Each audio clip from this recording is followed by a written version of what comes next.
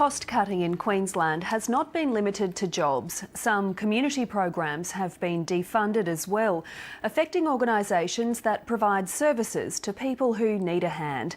Now the sector is trying to assess the impact and is calling on government to do the same before it's too late. McLeish reports. 84-year-old Norma Morgan is a volunteer at West End Community House. It's called Community House, but I call it home. It's home for disadvantaged people because they can come with any of their problems. This breakfast is one of the social services this tiny centre provides to support vulnerable people in its community. We put on breakfast one day a week while our funds last for up to 50 or 60 homeless or boarding house people living on their own. What are you planning this week? Not much, right?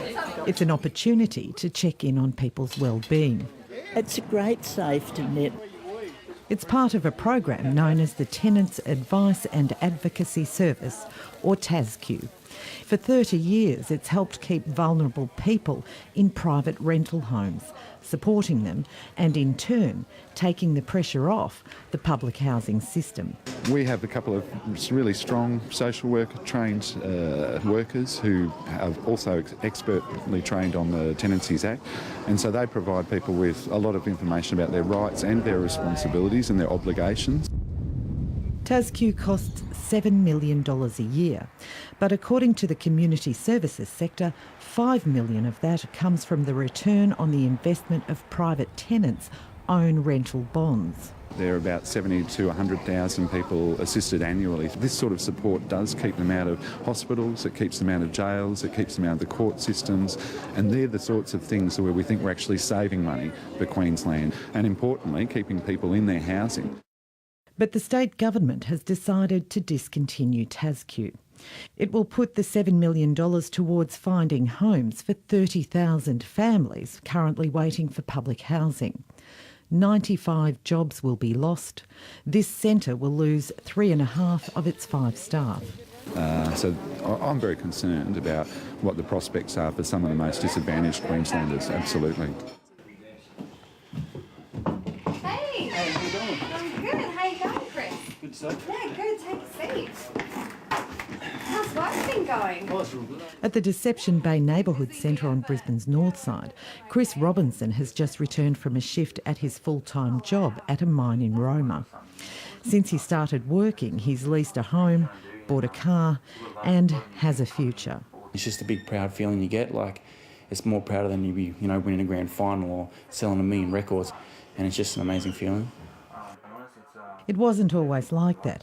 Chris Robinson grew up in poverty. So it's not opportunity, and you're forced into do a lot of things you don't want to do, such as breaking into shops just to steal food. There's a point where all kids like myself want to actually work, but don't know how to actually get a job, and let alone even how to work. That's where the state's Skilling Queenslanders for Work initiative came in. Chris Robinson gained a qualification and life skills under one of its programs. Like I said, it's just simple stuff like shaking hands or looking someone in the eye when you're speaking to them, or even writing a resume, paying rent, putting food on the table. These are things you have to do. They teach you, these things you have to do. Trish Ferrier is the president of the Deception Bay Centre's board. She says it costs around $5,000 to move someone out of poverty. From welfare into self-reliance. Very cost effective. But the state government doesn't agree. It says the state can't afford the $19 million to fund those programs. They say it's a federal government responsibility and a duplication. But Trish Ferrier says the program is very specific and has a success rate of around 80%. The reality of those Skilling Queenslanders for Work programs is that they're highly sophisticated prevention programs.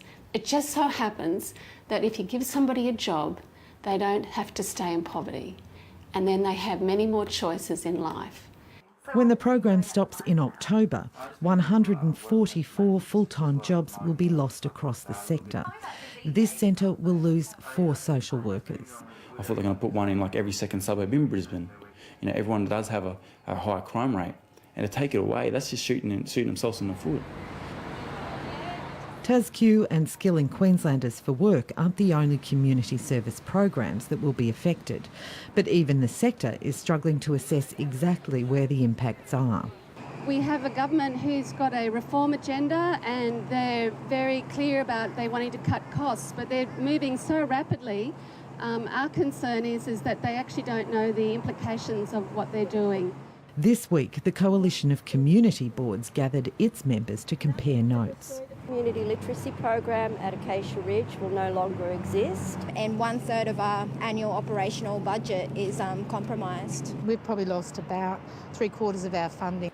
Neighbourhood and community centres depend on program grants to operate. The Coalition says some centres will have to close.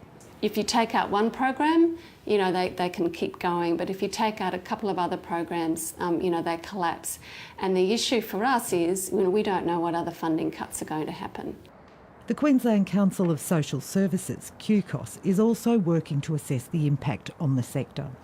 Director Mark Henley says the sector understands the need for cost efficiencies and wants to work with government to reduce costs without damaging the important network of services. We believe it's in government's interest, and they've expressed an interest in actually understanding the implications. So we're going through the process of encouraging organisations to share that information with us, and that information will be shared back, and we'll be able to have some real data to talk about those implications, the flow-on effects, and maybe about how we can come to the table and look for some good positive solutions moving forward with the government. That's what we're very keen for.